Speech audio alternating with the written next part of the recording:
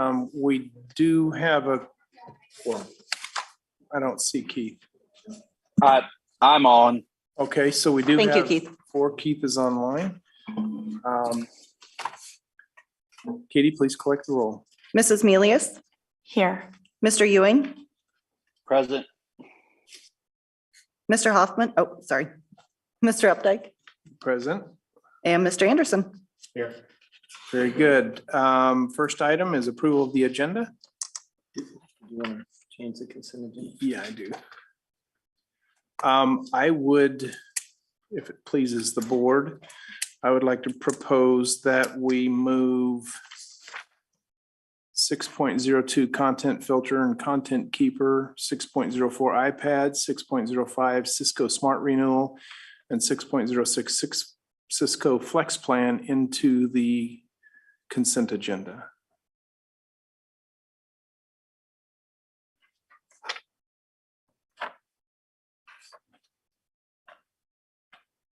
Those are all. Well, we could. You just make the motion with those additions? Okay, I move that we move 6.03, 04, 05, and 06 into the consent agenda. Second. It's moved and seconded to move agenda items 6.03, 6.04, 6.05, and 6.06 into the consent agenda. Any questions or discussion? Katie, please collect the, we need a motion to approve the agenda, the amended agenda. We need to approve, yeah, the overall agenda, yeah. So move to approve the agenda as amended. Second. It's moved and seconded to approve the agenda as amended. Any final discussion or comment? Katie, please collect the vote. Mr. Ewing, Yes. Mr. Updike, Yes. Mr. Anderson, Yes. and Mrs. Melius. Yes. Approved. Very good. Thank you. Please rise and join me in the Pledge of Allegiance.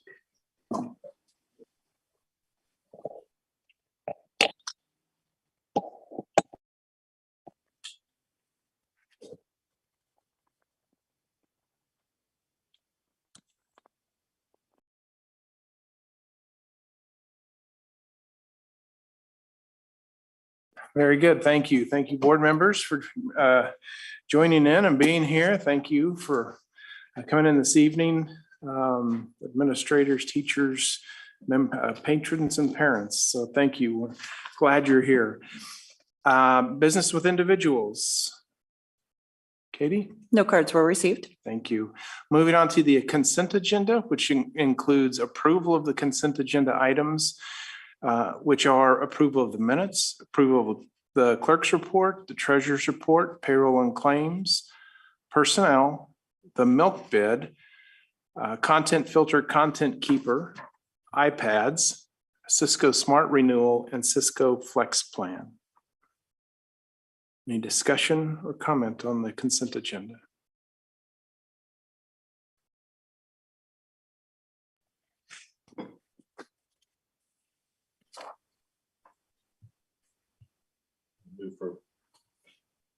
Move for approval.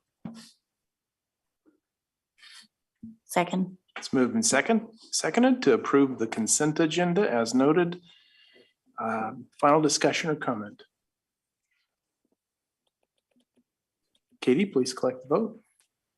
Mr. Updike, Yes. Mr. Anderson, Yes. Mrs. Melius, Yes. and Mr. Ewing. Yes. Approved. Very good. Thank you. Moving on to action item 6.01, curricular adoption, early childhood, social and emotional. Dr. Burke? Yeah, at the last meeting, Aaron Smith did a presentation about the curricular adoption. I believe we've been piloting this program. They've had the order of events. I know that some board members asked to have access. I believe you're able to get that access to it. And with that, it is recommended that the board approve the curricular adoption for early childhood social emotional learning. If you have any questions, Aaron will answer them.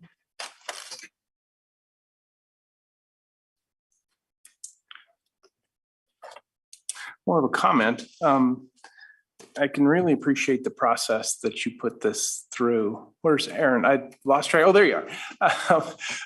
I really appreciate the process. It's a rigorous process and it's one the board reviewed and approved and worked through a year or so ago. And I appreciate the time, energy, and effort that I know that it took. And I know there's a lot of people involved in it, but just having that process, I think, is important to ensure we uphold, the selectivity that we need to have. So with that, I'll open it to any comments or questions. I thought it looked like a really good program. It was well suited for preschool. Good. And, yeah, it looked solid. And I know that the school or the early childhood center speaks very highly of it. We're excited about it.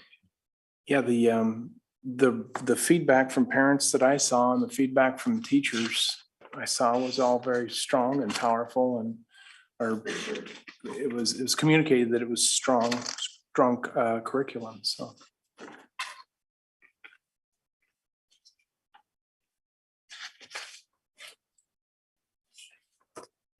Questions or comments? This is an action item. I move we approve the curricular adoption for early childhood social emotional learning. Step program. Second. It's moved and seconded to approve the curricular adoption, early childhood social and emotional. Any final questions or comments?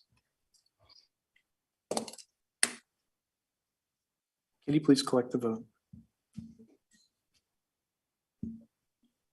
Mr. Anderson, Yes. Mrs. Milius, Yes. Mr. Ewing, Yes. Mrs. Sealing, Yes. and Mr. Updike. Yes, Approved. very good. Thank you. And thank you everyone for your hard work and focus on this curriculum. Moving on to our action item 6.02, the Spring Hill Middle School flooring. Dr. Burke. Yeah, this is something that Kylie did a presentation about some of the summer work and some of the additional things that we've been doing through the summer and into the school year. And we are recommending that the board approve commercial floorworks proposal of $144,090.20. I'd like to note how specific that is to replace tile flooring and install carpet in specified areas throughout Spring Hill Middle School. This is under the state of Kansas contract.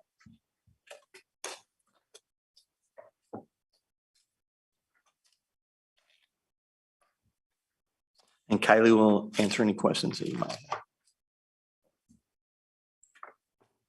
This is what it's not coming to me. What was the timeline on this? This is this summer, right?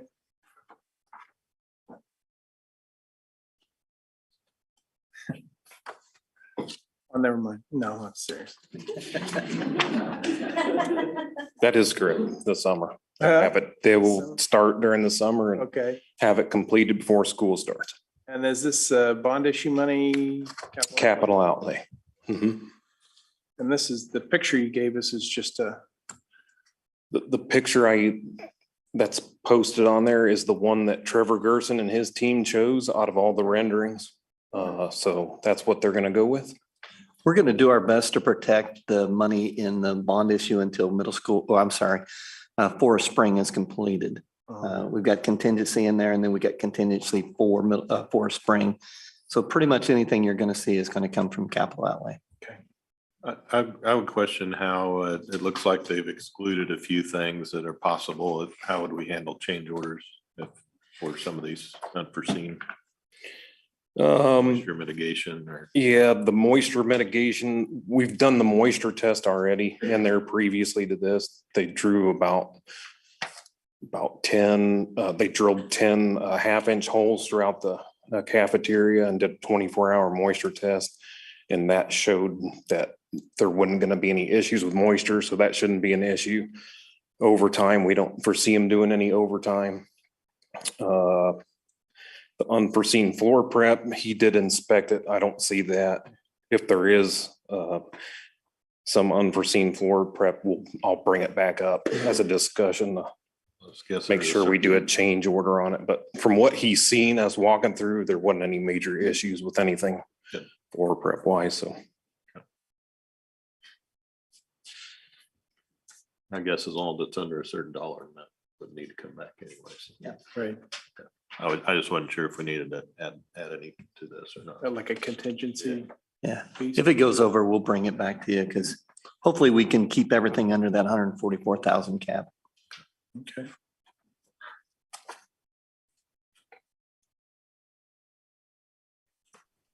So is the, when you say it's under the state of Kansas contract, is that for pricing purposes or what does that mean exactly? yeah, the state of Kansas has special pricing for municipalities and school districts. And so they did a contract under that and ensures we're kind of getting the best price possible when doing projects like this. So. Okay. It also means they went through the bid process through the state of Kansas. Kansas has made that decision. So instead of having to go out to multiple places that sell this product, the Kansas or the state of Kansas has already made them go through the bid process.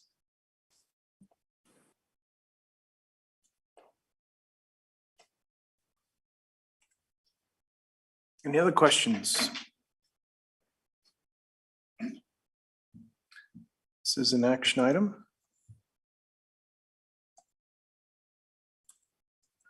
Mr. President, I move we approve the commercial floor works proposal of $144,090.20 to replace tile flooring and install carpet in specified areas throughout Spring Hill Middle School. The Kansas contract 44878. Second. It's moved and seconded to approve the Spring Hill Middle School flooring as at the price noted. Any final questions or comment? Katie, please collect the vote. Mrs. Milius, Yes. Mr. Ewing, Yes. Mrs. Sealing. Yes. And I've been told that Mr. Hoffman has joined us. Mr. Hoffman, are you there? Yes. And yes. Thank you. Mr. Updike Yes. and Mr. Anderson, Yes. approved. Very good, thank you. Moving on to discussion items, National Forensics trip, Dr. Burke. Yeah, we'll turn this over to Mark Williams and he's got a sponsor that's going to come with him and going to talk to you about a possible national or a trip for a national forensics tournament. Actually, I'm going to pull this, turn this over. It should be green. Got it, test. Okay, actually, I'm going to turn this over to Alex Kunkel. He's our forensic sponsor, and he will go over the presentation, answer any questions you might have.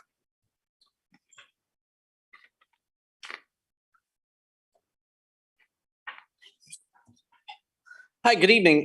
For those of you who don't know me, my name is Alex Kunkel, and I am the head debate and forensics coach at the high school, coach and teacher. Also in the audience, we have Mrs. Joanne Keckley, who's our assistant as well, who helps out. And we wanted to come to you this evening to ask for your support in a unique and exciting opportunity that a couple of our forensics students have. So before I get into what the opportunity is, I just wanted to give you a little bit of background on our program so far. We're a very growing program. The number of students we have participating in both debate and forensics is the largest that we've had in several years. And with that comes a number of accomplishments this year. In 2 weeks, we're sending 7 different students to the state forensics tournament, which is in Salina, which is an awesome number. That's the most, again, that we've had in several different years, close to 60 different medalists. And what makes our program unique is that the vast majority of our students are freshmen or sophomores. We have 3 seniors who are graduating and the rest are either freshmen or sophomores. So we've got we're building a great program that have a lot of accomplishments in forensics and also in debate as well. The same holds true to debate where the vast majority are freshmen or sophomores. So a lot of great potential and a lot of great accomplishments already. And what we're coming to you tonight to ask for your permission is to compete in a tournament at the national level. And that tournament It is the National CFL Grand National Tournament, which is over Memorial Day weekend in Washington, D.C. And CFL stands for the National Catholic Forensics League. It's a little bit misleading in the title because it's a league. It's not just representative of schools with religious affiliations. It's open to schools across the country. For example, the district that we represent includes some of the Shawnee Mission schools, Blue Valleys, Piper, Leavenworth. But it's another opportunity for students to compete at the national level. And I've included the mission statement there right from the website. There are 68 districts across the country, and there are 3 in the state of Kansas. And so representatives from each of those districts are able to compete at the national tournament in Washington, D.C. Those 2 students who have qualified for that national tournament are both sophomores, Audio Garcia and Savannah Bard. Audio is at the top and Savannah is at the bottom of their pictures. And to be able to compete at the national level, what you have to do is you have to compete at a national qualifier. Debate and forensics are unique in that you don't have to place a certain amount at state to be able to go to nationals or vice versa. State and nationals kind of are separate from each other. And so Savannah and Audio were 2 students who competed at a qualifier in March at Sumner Academy. And in this event, you have to place, for CFL, you have to place in the top 6 to be able to go on to the national level. So Audio qualified in congressional debate and finished 4th. And Savannah qualified in solo acting, which is dramatic interpretation. And one of the other things that's unique about these national tournaments is you can only qualify in one event, whereas state, you can qualify in 2 events. Nationals, you can only qualify in 1. So if you qualify in multiple, you have to defer one. And so then the next person in line would be able to go to the national tournament. So everyone who is there is competing in one event. And so what we're asking for you for your support is permission to be able to attend this tournament in Washington, D.C.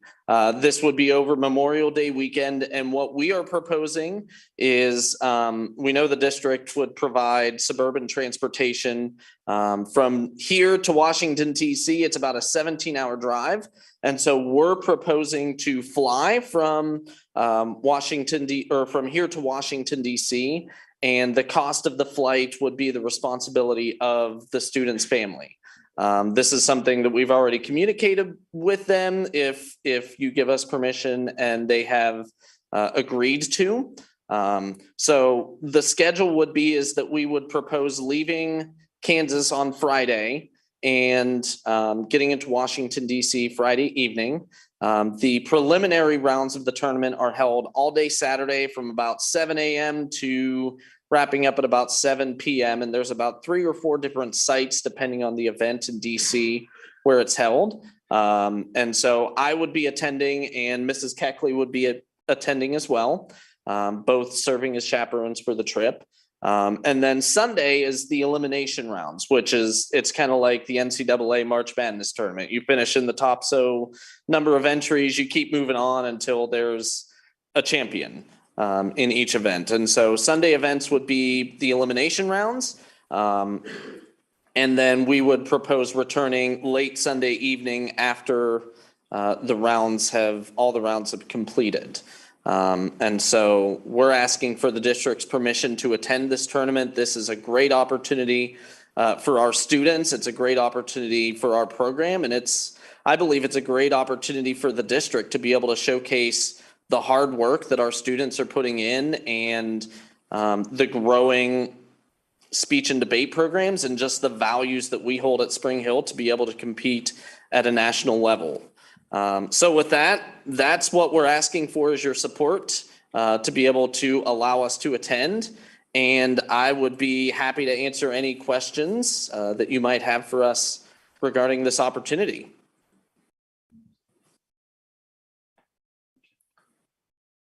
Sounds like a great opportunity. Well, not only is it a great opportunity for forensics, but it's a kind of an interesting place to to go be. Yeah. Right, especially this time of year, right? Yeah, it's gonna be beautiful there this time of year, and it rotates year to year. I think next year, I think it's in Kentucky or Tennessee next year, so it rotates every year where they hold it, and so it's kind of different every year. So if you go 2 or 3 years, you get to experience 2 or 3 different places. It's good to hear about a strong and growing forensics and debate program. Thank you. Well, thank you.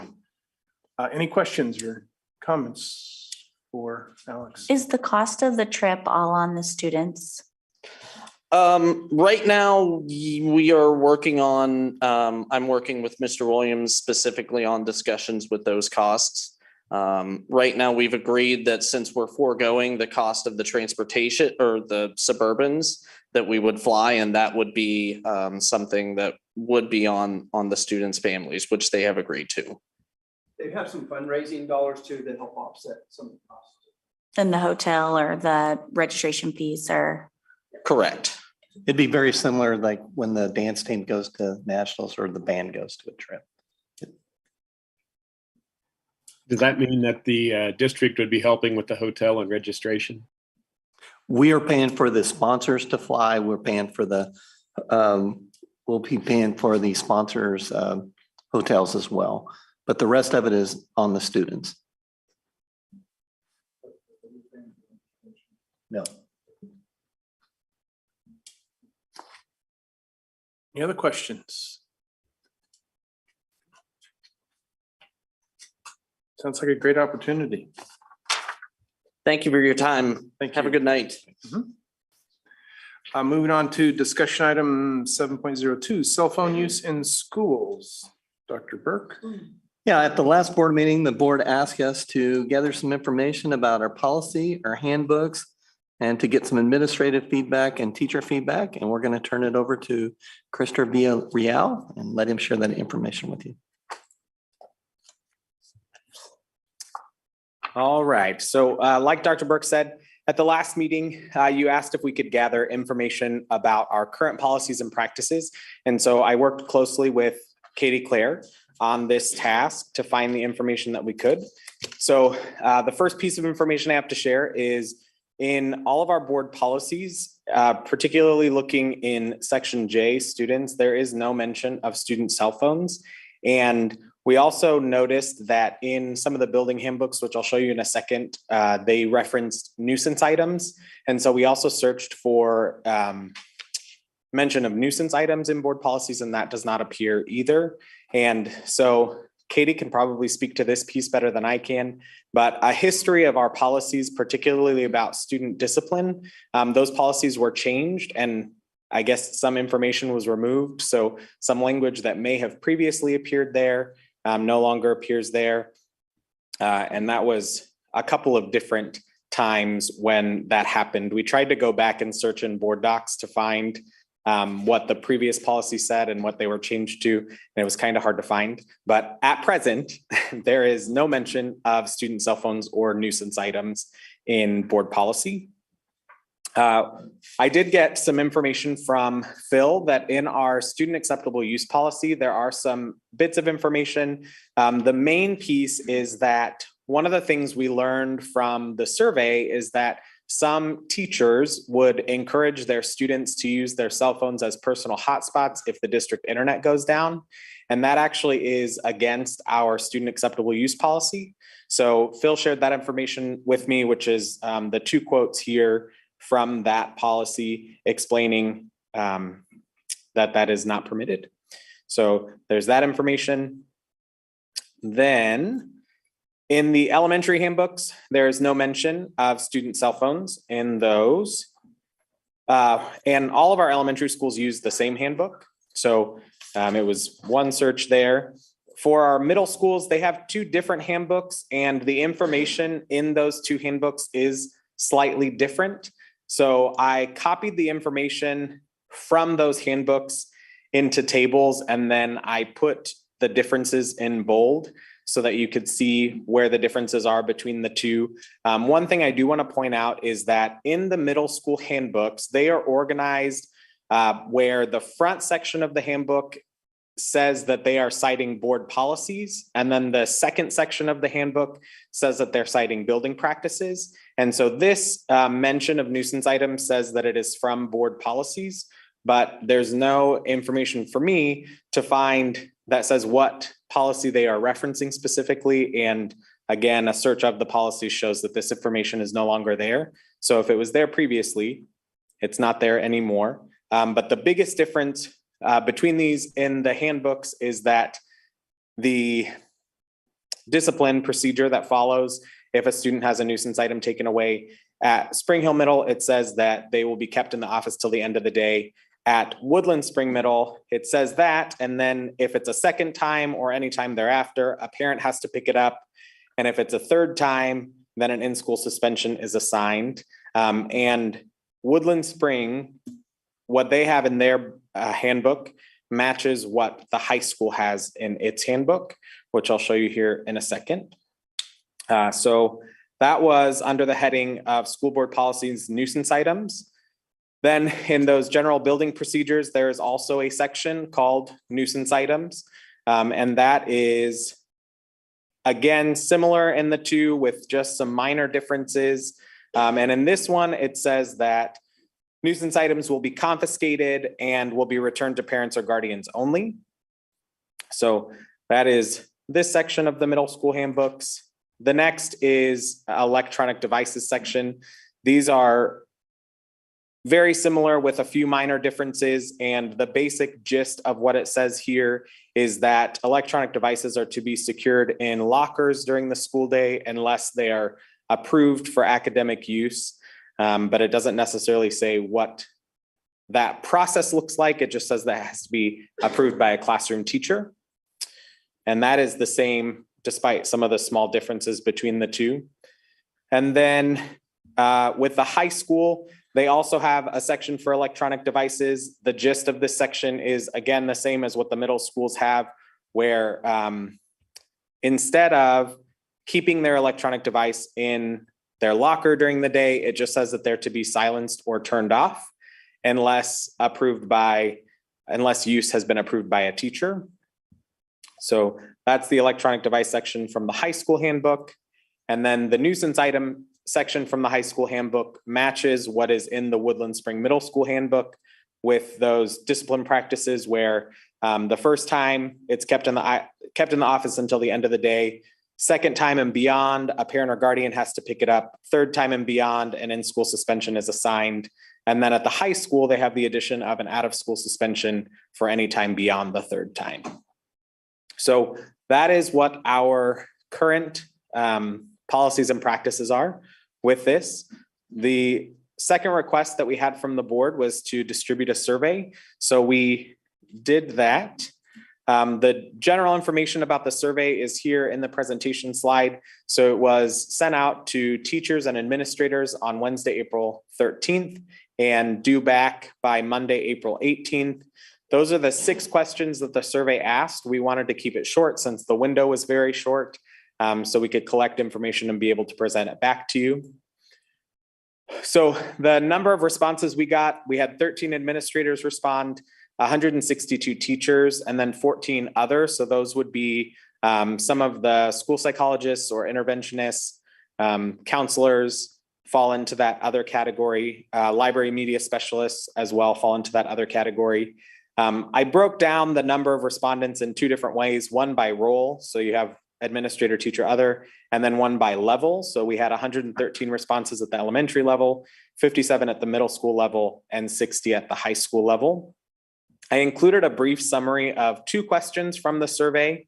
One, how do you view cell phone usage in the classroom? The answer to this question was pretty consistent across the board in that in most buildings, or not in most, in all buildings, the majority of responses said that it was either incredibly distracting or somewhat distracting. And then the second question that I included a summary of here is, does Spring Hill School District need to change current practices related to cell phones in schools? And the majority of responses to this question at the middle school level and the high school level said, yes, that the practice needs to be more restricted. And then at the elementary school level, the majority selected was that no change is needed. So in board docs, there is the full survey results from separated by level. So elementary, middle school and high, including the open comments from the teachers and administrators. And with that, I will open it for discussion and stand for any questions. Pretty telling. I have a lot of input on this topic too, having two high schoolers in the lab, well, one graduated last year, high schooler this year, middle schooler, and one almost middle school.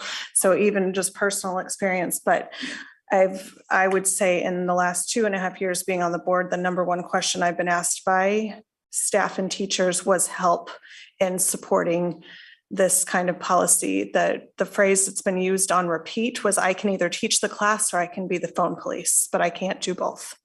And it's exhausting. And so I think they do try. I mean, I really do think our teachers do really, really well. And I think they try.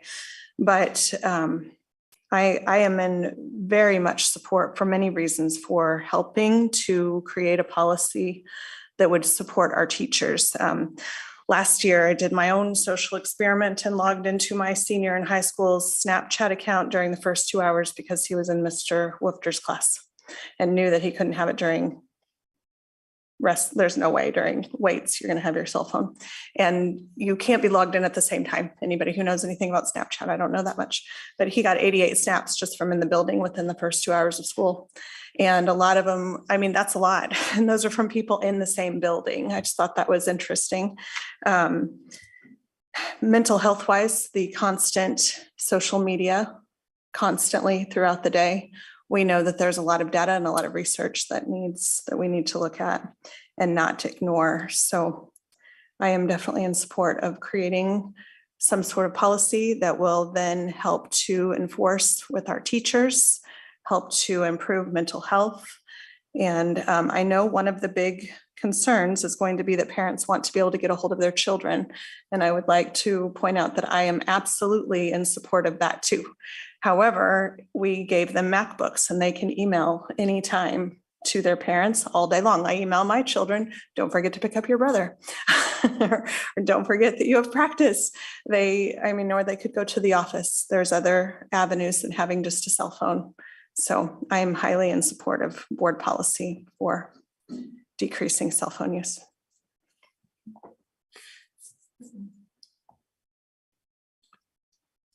Anything that's done would need to be done so that don't force more work on teachers to be the police even more than they already are, which it doesn't sound like it's very successful. So I'm not sure where to go with this other than there's a lot of support for doing something.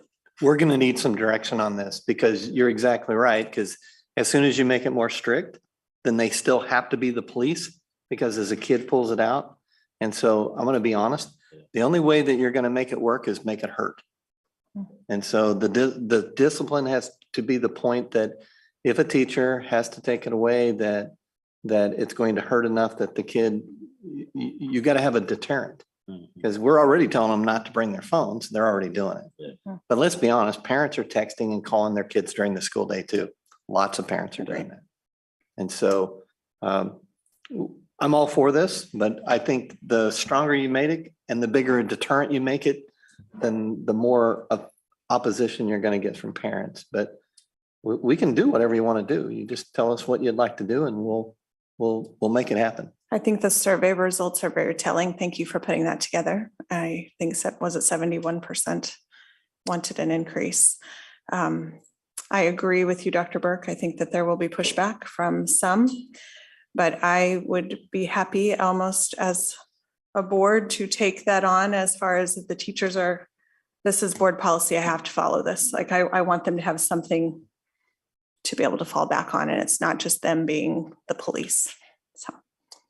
So I did anticipate a potential request to develop board policy, and I reached out to KASB, to one of their policy experts, to ask for some sample policy language. And they said that typically student cell phone use is not the jurisdiction of the board. So instead they sent me sample student handbook language and sample student acceptable use policy language, but they did not have a sample board policy.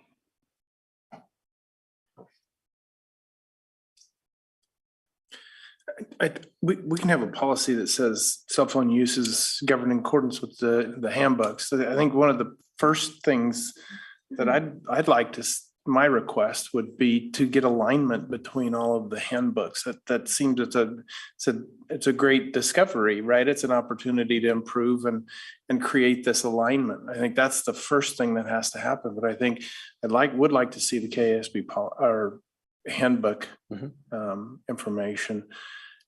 And we can move forward from there. I just knowing what you mentioned mental health, Ally, but just the probably another impact is distraction. When you're distracted by something, it's 15 to 20 minutes to get back focused and on task, and so it wastes a lot of time. But I think the first step is maybe they happen in parallel, is to have alignment between the handbooks.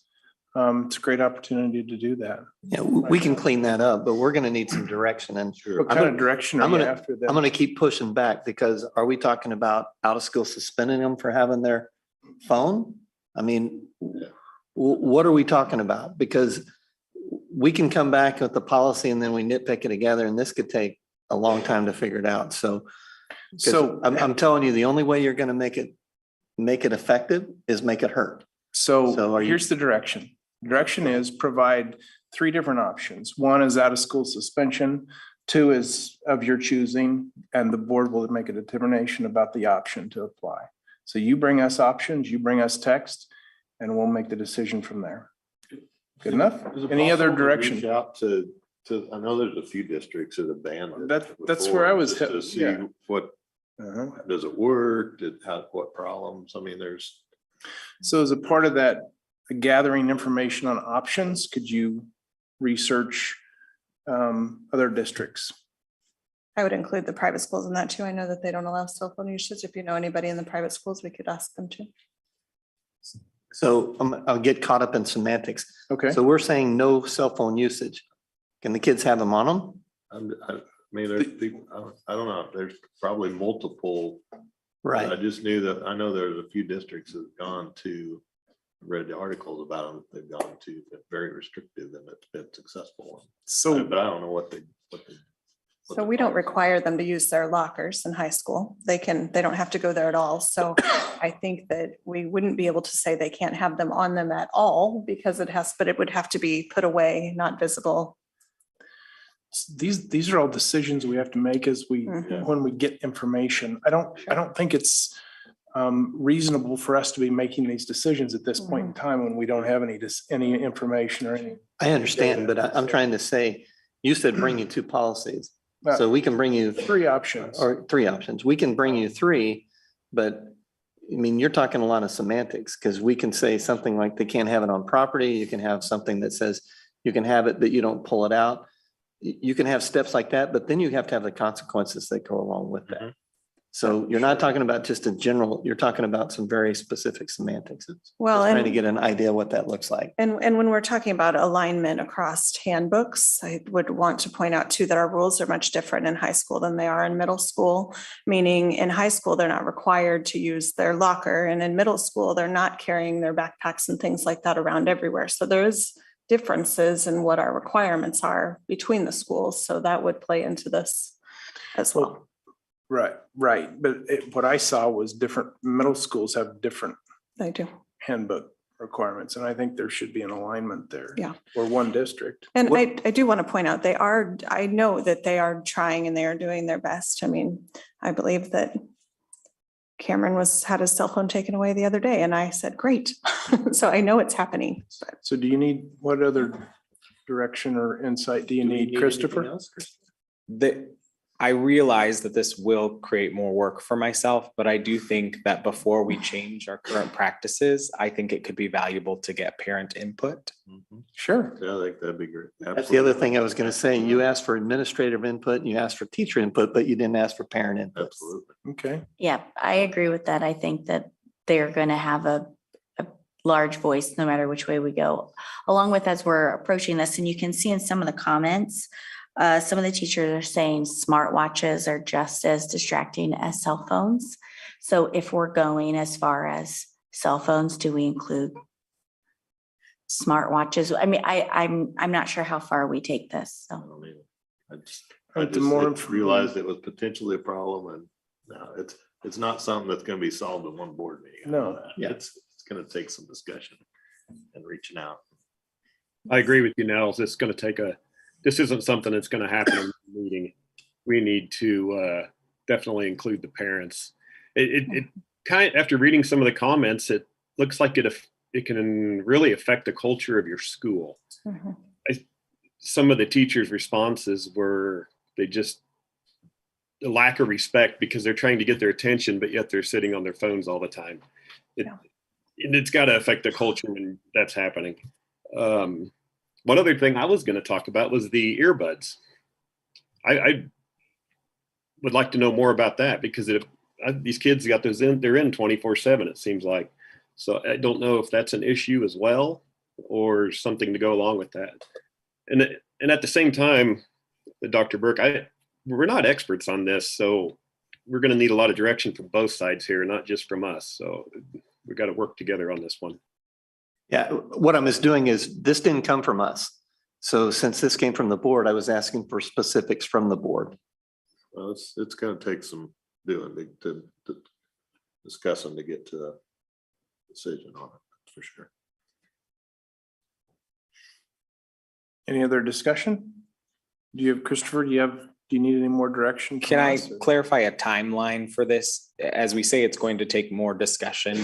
Is this then, are we looking at making changes for next school year? So then we would process through this over the summer, Yeah. sort of? We're almost done this year, so. So August, right? I mean, is that? a question or suggestion that I might have is if we want to assemble a small team to work on this project, I think that could be valuable. The challenge there is that most of our staff is not on contract in the summer. So we wouldn't necessarily be able to work together on that without asking them to work outside of contract time. I want to break this down into pieces and parts though. I think the first thing we need to do is get some parent input. So can we have that for the next board meeting? And that would be the May 9th. 9th. Yes. So I think we can gather that, and then based on that, the board can have a discussion about and maybe give us some more specifics on what you're looking for. Could we also include the research, other district research with that? I think that those are two things that will probably be key. I already have the language from KASB, and some of that does include, they gave some examples of other districts in the state and what they have in their handbooks.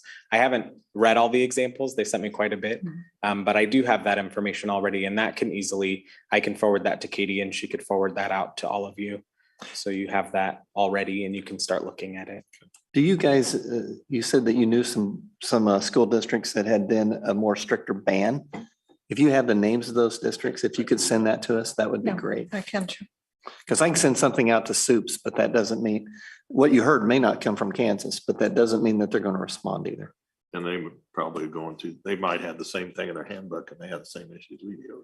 I guess. Yeah, I think that I'd love to hear if they've implemented something like a large swing of change and how successful they were. And if they had to back off or not, like anyone that's kind of taken these steps already, how did that go?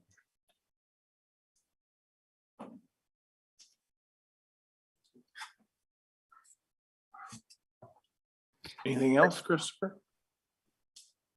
Nothing else for me. So I have my direction is to send you some of that sample language and then to put together and administer the parent survey, and I'll present those results at the May 9th. So I had, we'll have first parent input for the May 9th board meeting as well as other school research. And Nels, you're going to provide. I'm gonna, find some districts that Okay. have successfully banned it or. And you'll have provide tried that- it, Banned it and backed off or. Provided to Dr. Burke and he can pass it along to. Okay. Good. Any other questions or discussion? Anything else, Dr. Burke? No, we're good. That gives us, I feel better. That gives us direct. Sometimes I feel like I'm trying to grab everything. That helps define what we're looking for. Very good. Moving on to building handbook changes, Dr. Burke. Yeah, I guess I'm the one doing this. So first of all, I can tell you, it says middle school has one change regarding dress code. As we continue to do this, whatever decision the board's made will go into the handbooks. There may be some adjustments made that if the board decides that the elementary is a little bit different than the middle school, that the high school for the phones, we will add that to the handbooks. As of right now, no changes to the elementary no changes to the elementary handbooks. Obviously, the one change is they do put staff. They are going to have some dates. They're going to have some things in there. So that will be one aspect of the change. The middle school, their big thing is just the middle school dress code. And hopefully, Aaron, you were coming up here to save me in case I get in trouble. So basically, the current dress code, they felt like it's kind of dated, and there's a lot of very specifics in there about what they could do, couldn't do, talking about spaghetti straps, blouses, midriffs, and things like that. What they're wanting to do is change this to, and I know it says Woodland Spring, but it would be for both middle schools. Rod will come up here and help, but I think it's more of a generalities about the dress and the grooming code, talking about, we want to partner with the parents. And so it shouldn't just be us, and this is the decision, and we're the fashion police. It should be something that it is a joint effort. And Rod, since you're already up here, I'm going to turn it over to you. Okay, so one of the things we looked at is our dress code was very specific. We also felt like a large percentage of it pretty much addressed females instead of just students. And so we wanted to clean up our language. But one of the things, looking at policies, we wanted to be very specific, but we didn't want to get to the point where we were talking about specific styles, things like that. We also had some things in our dress code that didn't really address what we deal with more today, which is more inappropriate symbols, language, things like that. So we actually met with some other schools in our league to look at what they're doing in their dress codes. And between the two of us, we put this together, and we feel much better with this. Actually, we had some students look at it and give us their input on it as well. So we just felt like it helps us address dress code in general for all students versus just one population over the other. Any questions for Mr. Sprague? Well, I will say with two middle schoolers, one being a young lady, if it's not food, it's the dress code that Yes. they struggle with. It is very particular, especially to girls compared to boys. Yes, They could be wearing the same thing and only one gender would be breaking the rules. exactly. And we wanted to get away from that. So I appreciate the change.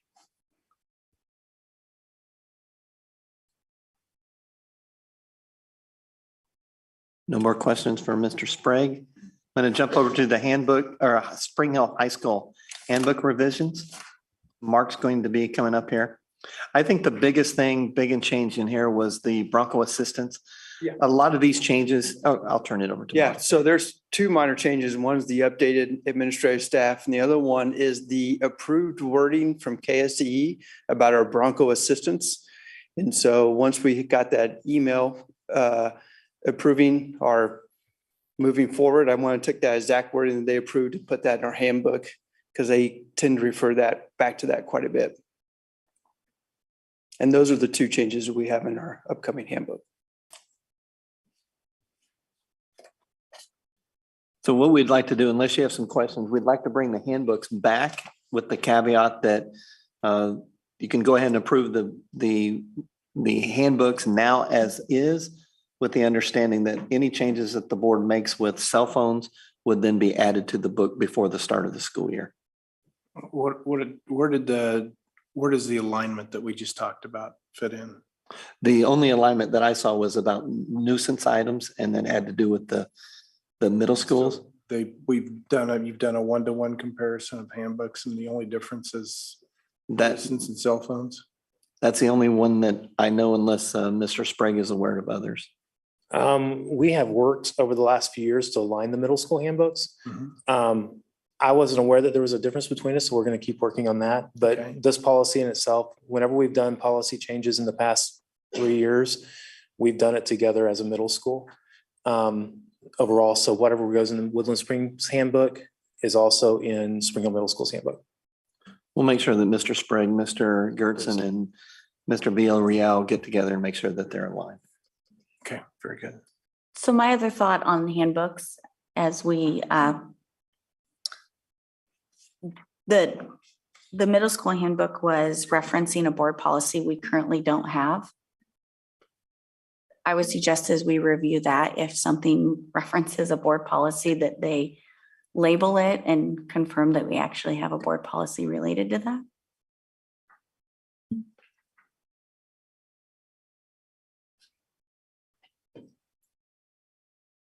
We can do that. Yep.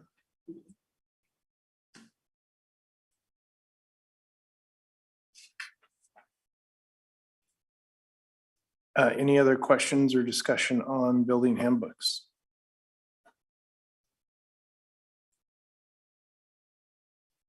Moving on to discussion item 7.04, curricular adoption discussion, middle school science. Dr. Burke.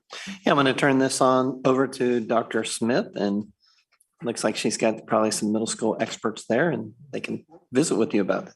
I do. I brought the true experts. So I'll allow them a chance to introduce themselves before we discuss the specifics of this adoption. I'm Megan Weaver. I teach 7th grade science at Woodland Spring. I'm Shauna Gower. I teach 8th grade science at Woodland Spring. I'm Megan Story. I teach 8th grade science at Spring Hill Middle School. Hi, I'm Amy Brownlee, and I teach 7th grade science at Spring Hill Middle School.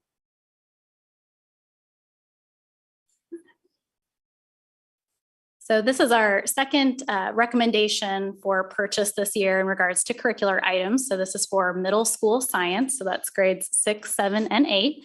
And this particular adoption falls under the academic excellence portion of our strategic plan. Our team will be recommending tonight the purchase of a product called STEM Scopes, and it's published by Accelerate Learning.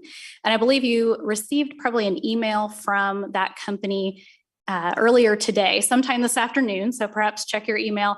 It's access to their materials so that you can preview those and dig into that online platform. So if you did not receive that, just let Dr. Burke know. I shared with him your usernames and passwords for that. So in order to keep a consistent process, you'll see that our timeline is very similar to what we shared several weeks ago with the social emotional learning adoption. So the team began their process in September, going through all of the approved steps, resulting in the recommendation that we will be making this evening. So I'm going to just jump down just to review really quickly what those steps are in regards to the process. So that includes pre-screening products with an assembled team. And so we have several of the team here tonight. A pilot so that we can review the materials more in depth with the top 2 resources from the pre-screen, an evaluation of those. And so what I am excited to share with you tonight, being that this is middle school, we did include a student component. So our students provided us some evaluative feedback of the resources, and then submitting the proposal and sharing a plan for implementation. So specific to this adoption, we had 6 classroom teachers who were involved. Being that it is at the middle school level, we were able to involve all of our middle school science teachers, 2 of our instructional coaches, and 1 of our special education teachers. Prior to beginning the work of the adoption, our team spent a little time with KSDE's consultant for STEM, Meg Richards, so that we could engage in some professional learning around the science standards and what current research says about great science instruction. And we worked with Meg so that we could establish evaluation criteria for science resources. After that criteria was established, we did look at 4 different products and met with those vendors and reviewed those products during the pre-screen phase, and those are listed for you. And you can see in board docs, there's data from that pre-screen. So how did those particular products bear out in terms of the teacher's evaluations? And the top two from that pre-screen were the Science Textbook, which is a discovery education product, and then STEM Scopes, which is the product from Accelerate Learning. So those were the top two resources that were selected from the pre-screen phase.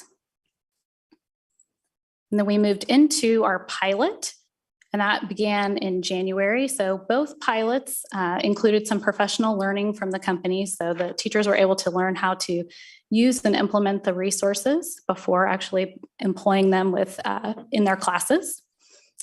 And they were able to create plans for learning and evaluate these products again according to our rubrics. And we were able to involve our students in this process. There are 4 different criteria that we looked at in terms of the teacher evaluation. And so that complete set of data is included on board docs tonight. So you can look question by question to see how our teachers evaluated these particular items. And in the final overall product average with our teacher evaluations, the Accelerate Learning STEM Scopes product was ranked more highly among our teachers. We asked our students to share with us some of their feedback as well. So they shared some different thoughts regarding their level of learning from start to finish of the pilots, and then their product impressions and the content of the course. And so they shared with us whether they disagreed or agreed with statements related to their learning. And our students shared with us that STEM Scopes for the different items that we asked was something that they felt like overall was better for their learning. And we did gather some anecdotal feedback, both from teachers, from our students, and then we shared a home connection component with the site councils, the parents on our site councils, and received some feedback from one of the families, and that's included in board docs as well.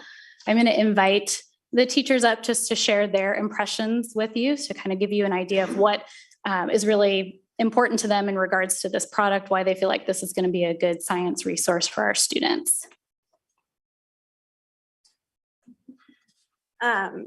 With the STEM Scopes pilot that we did, there was a couple different things that I was looking for the students.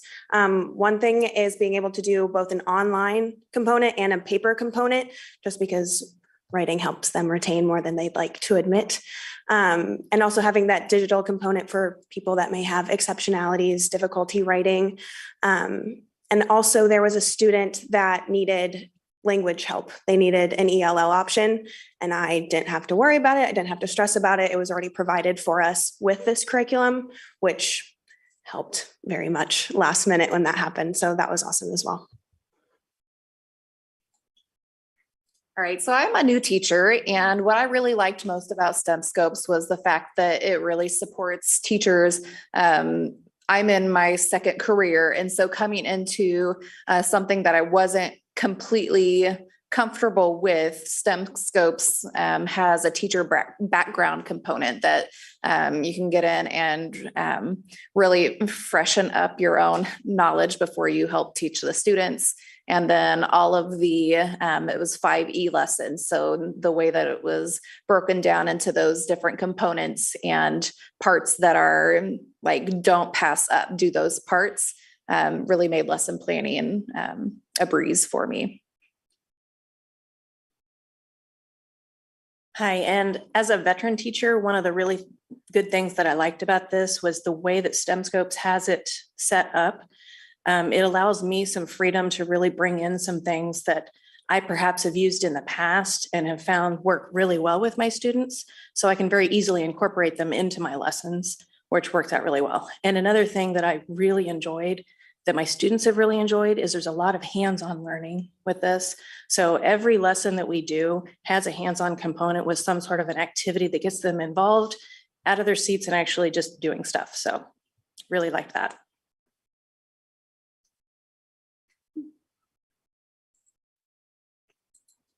So included on board docs is a complete quote for the product. So over the life of the adoption, which is 7 years, we would be looking at just under $90,000 for our middle school students in 6th, 7th, and 8th grade. So when we're looking at cost per student, we have approximately 100 or 850 middle school students every year. We're looking at about a little less than $15 a student for STEM scopes each year. And the quote does include room for growth. So you can see that the products are listed multiple times, and that's to account each year for the potential growth and the addition of the new middle school. So adding that into our quote now locks in that price as it stands today, so that in future years, as that new middle school comes on board and we have additional students due to our growth, we will not be paying a greater amount for those students. So Where's that in? Where's the room for growth piece? So if you are looking at the quote, I'll just pull that up. So you can see like that first product, the 6th grade online, it's listed multiple times, and that's to account for years 1, 2, 3, and 4, where we expect to see that growth due to the new middle school coming on board.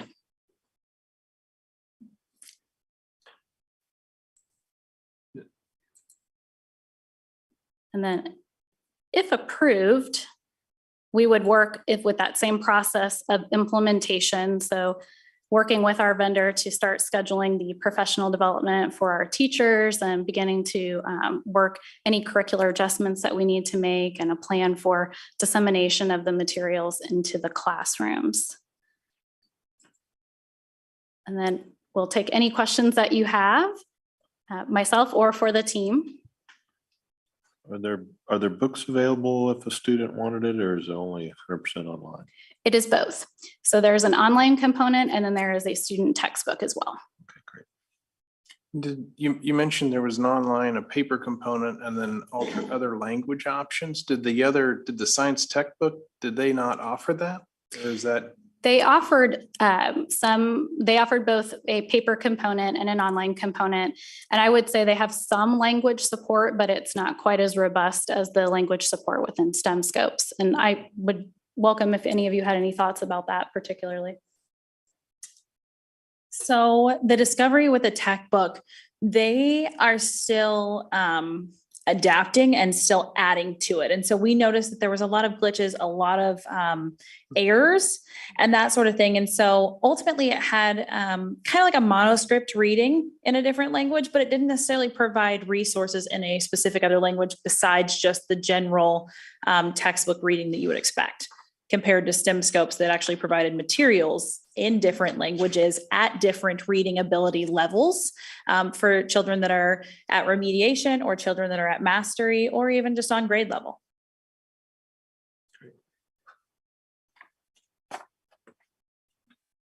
Great. Seems like that in and of itself is a differentiator.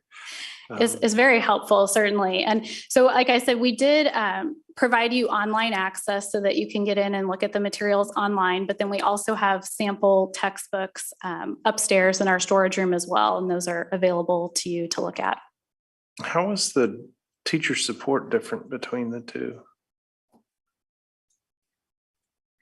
So the teacher support is, the background is very, what do I want to say? It's very diverse in both of them, but essentially STEM scopes is allowing you the opportunity to basically what they call provide a hook and engage students. But it also walks a teacher through each one. So literally I can pull up a lesson, hit play on a video, shows me exactly how it's set up, what the expectation is, so that I am able to meet the needs of all students. With Discovery, it's not necessarily that way. It's like, here you go, figure it out. And so then I kind of have to spend more time on the back end figuring it out. And so with STEM scopes, it's all there. It's all provided. Every single piece has a hands-on component, at least 2 to 3 lessons. Is completely hands-on, not just reading out of a textbook or vocabulary. So it makes things, it provides a real world application for those kiddos.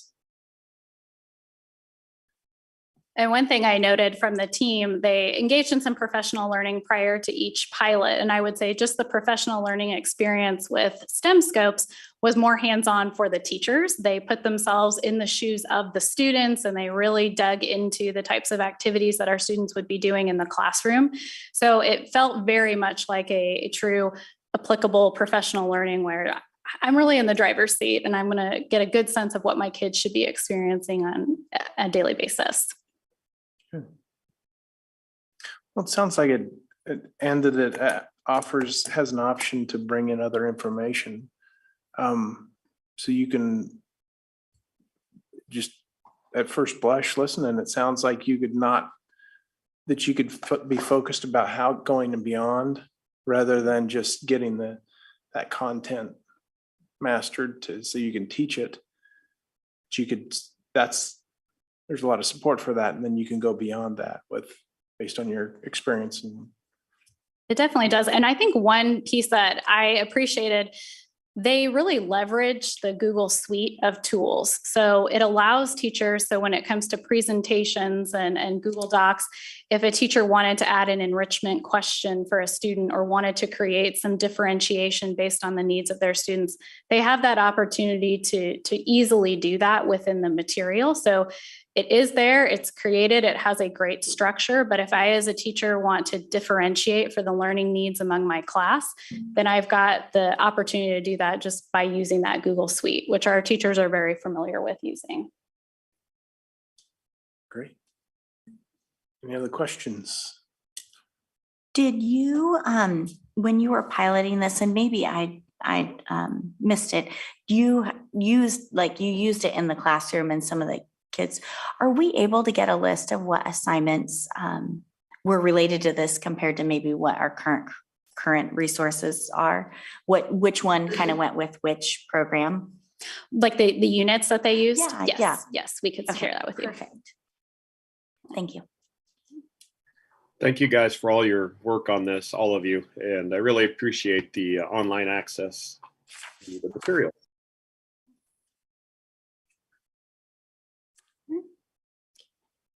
Other questions or comments?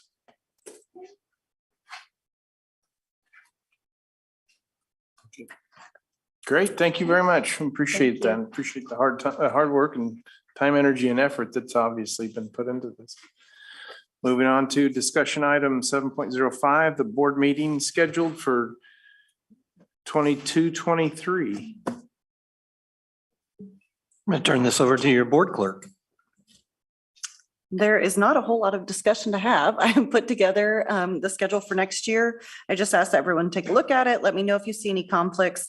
The one thing that we will want to discuss, or you guys will want to discuss, and I just need to know what your desire is.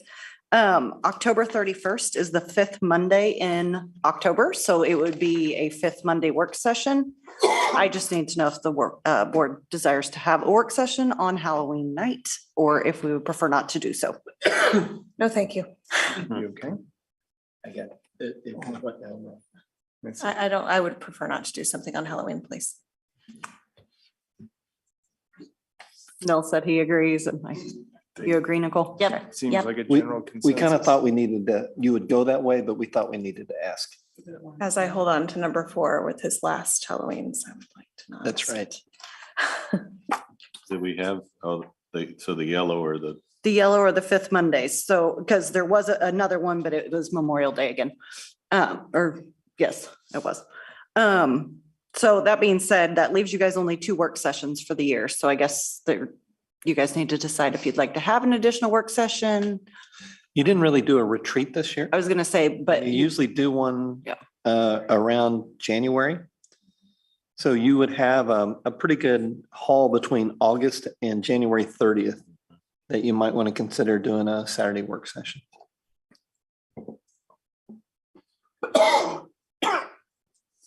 Went down the wrong pipe.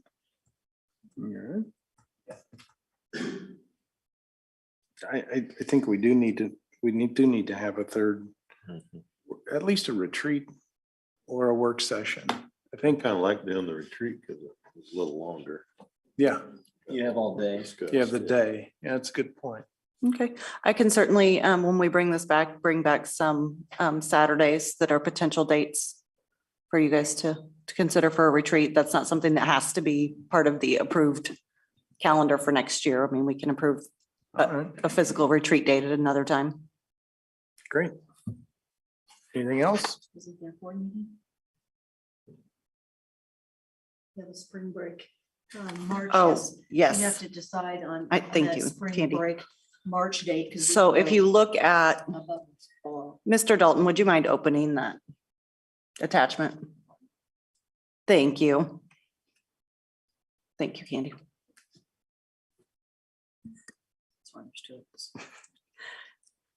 If you scroll down there a little bit, when we get to March, we have the same issue that we had this year where the board meeting in March would fall over spring break. So we need to decide, or you guys need to decide if you would prefer to do it the first or third. If you want it the first or third Monday. So that'll be the 6th or the 20th. You don't have to decide tonight, but you might want to check your schedules so that you either do it early, which means that you're going to be backed up where you have a board meeting in February and then a week later you have one in March, or you wait 3 weeks and have one on the 20th in March. You want to try to avoid board meetings on the spring break. Better those 6 before. For those with the kids in school. I'm not sure the school calendar looks like, but sometimes we have that Monday off school too, the 20th following spring break. So I'd rather, if they're still out, I don't know, if we all be back. And that meeting that we're backed up against is a morning meeting with probably abbreviated agenda. On the 27th. Yeah. That's a good call. Yes. I agree, but the morning meeting, March, well, the first week probably fit the best. The 6th then. Okay. I think you got a consensus. Yep. I will get that changed on there and then it will come back when we bring it back for action next meeting. Okay.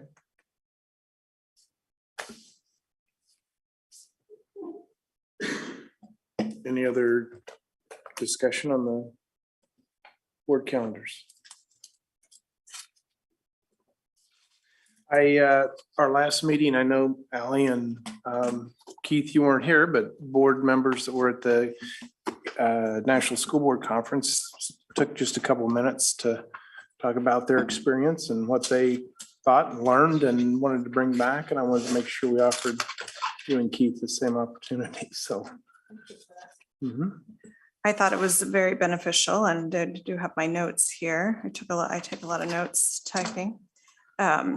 I thought the opening session was really great with the guy from Shark Tank. I just thought he was fantastic and very engaging. It went very fast.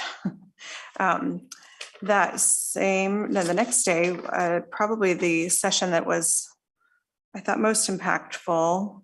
Well, I do want to get the book When You Wonder You're Learning. That's that book about Mr. Rogers. So I did think that general session was really well. And I did listen to the board meeting from last time and agree with Brent that I don't know that I really realized as a child or growing up how impactful and ahead of his time that Mr. Rogers was, and has really made a difference on our community, our society.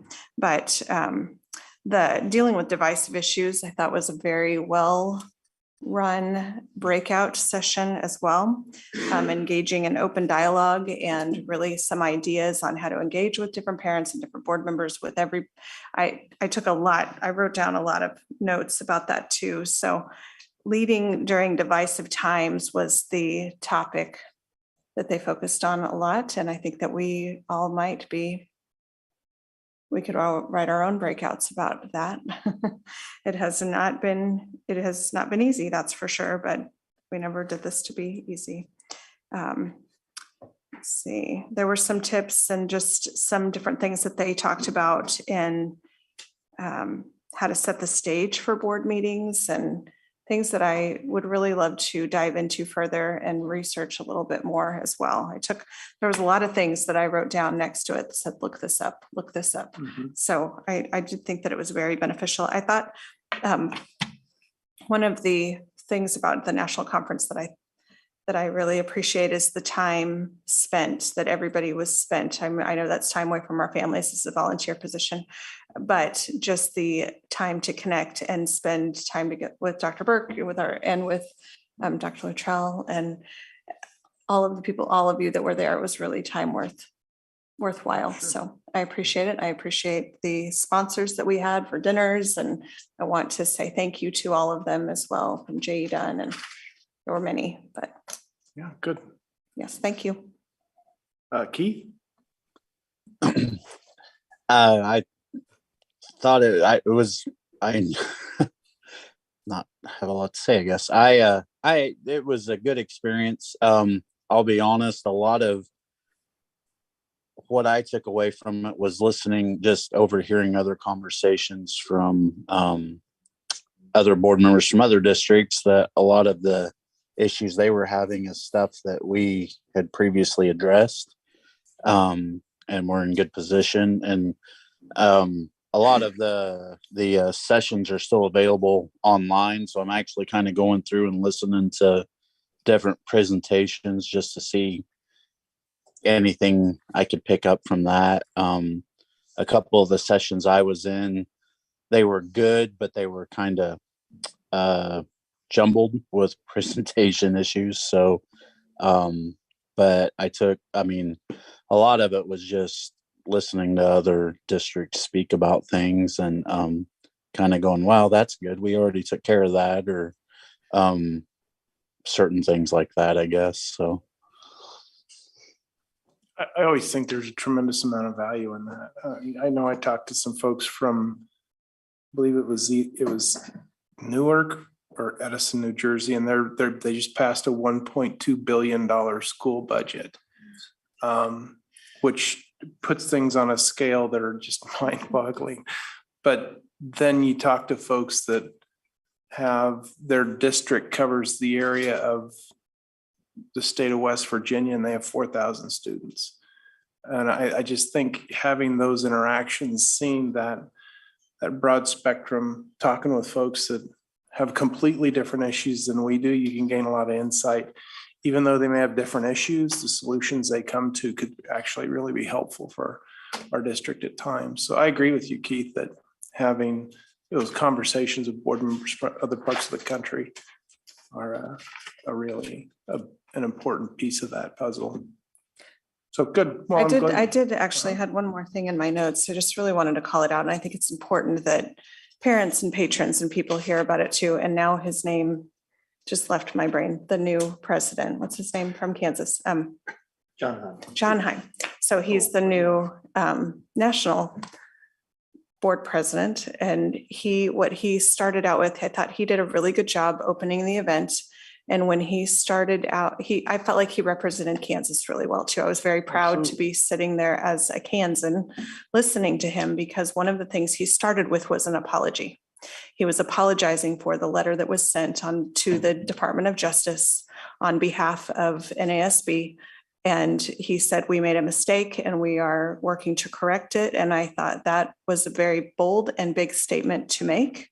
And I really genuinely appreciated his candidness and his apology. And I think that it's a great way to heal and move on. So started out with a story of Mrs. Atkins in the third Yes. grade as teacher. And she said, if you make a mistake, admit it, apologize, say you're sorry, tell people what you're doing to fix it, and tell people what you're going to do to prevent it. Mhm. And then he did exactly that, finished, sat down and walked away. I mean, I thought he did a really good job. I thought he did a great job I do too. as the director at KSB. And yeah, Kansas was well represented, actually. I think, it was I think it's always best just to identify the elephant in the room, talk about it, apologize for it, and move right along. And then you can have an effective conference following. So I did appreciate that.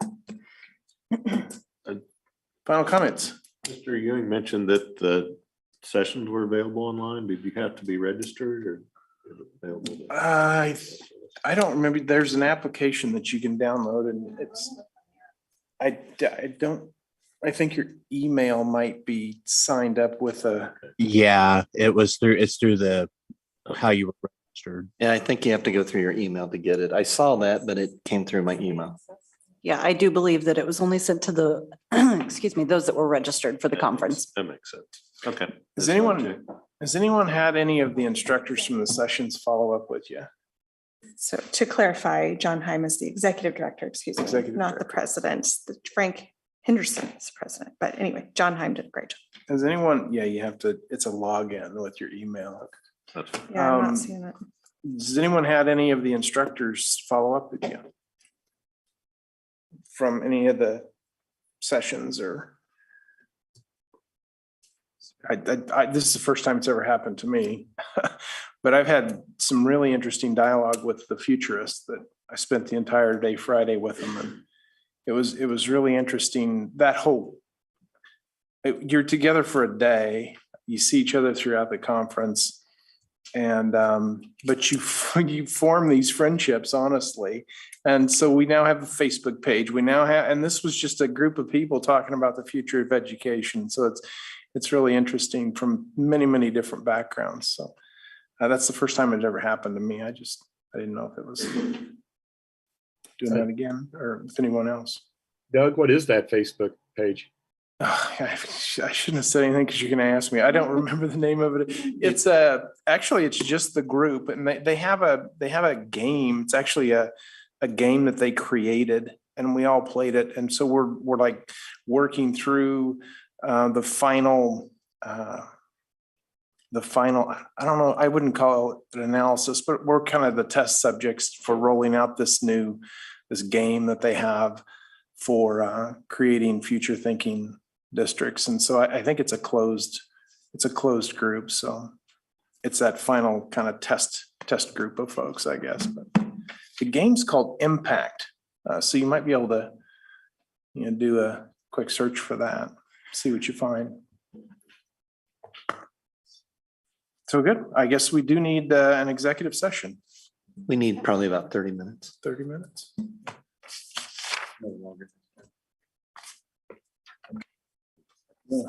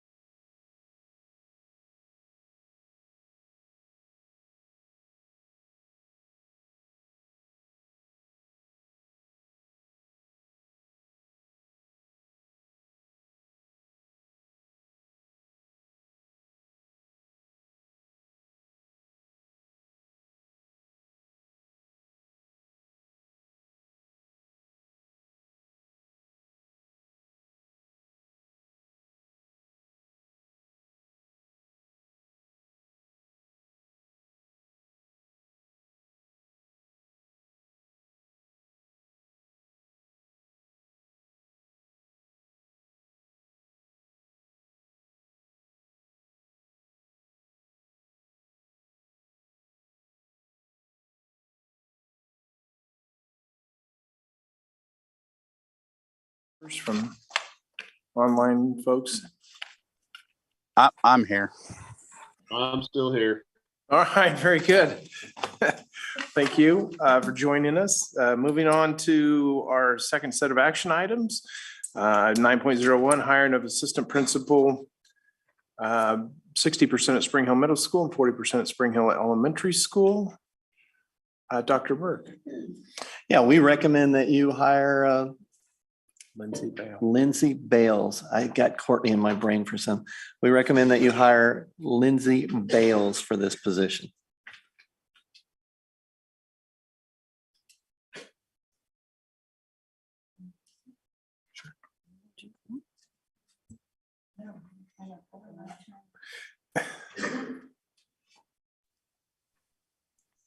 Nels, you want to make a motion? Mr. President, I move we hire Lindsay Bales to the position of assistant principal 0.6 at Spring Hill Middle School and 0.4 at Spring Hill Elementary School. Second. It's moved and second to hire Lindsay Bales as assistant principal 60% of the time at Spring Hill Middle School and 40% of the time at Spring Hill Elementary School. We need his final discussion. Katie, please collect the vote. Mrs. Sealing, Yes. Mr. Hoffman, Yes. Mr. Updike, Yes. Mr. Anderson, Yes. Mrs. Milius, Yes. and Mr. Ewing. Yes. Very good. Do you want to introduce us? Introduce us to your family? Yes, so this is my husband Tyler. And Hello. this is my daughter. You want to tell me your name? Riley Tyvale. Very good. I'm a band. There you go.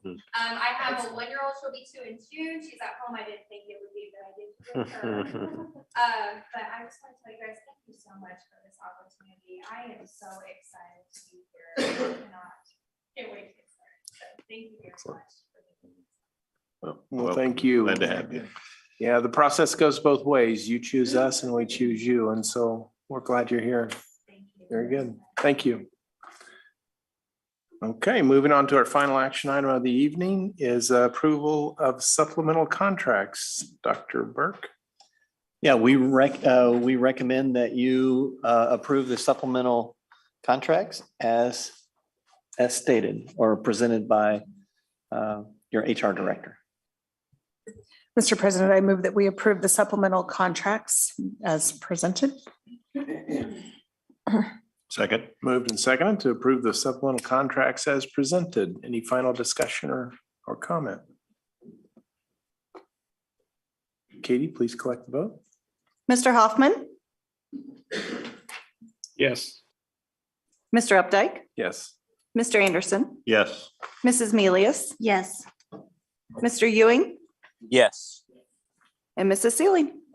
Approved. Very good. Thank you, everyone. We are adjourned.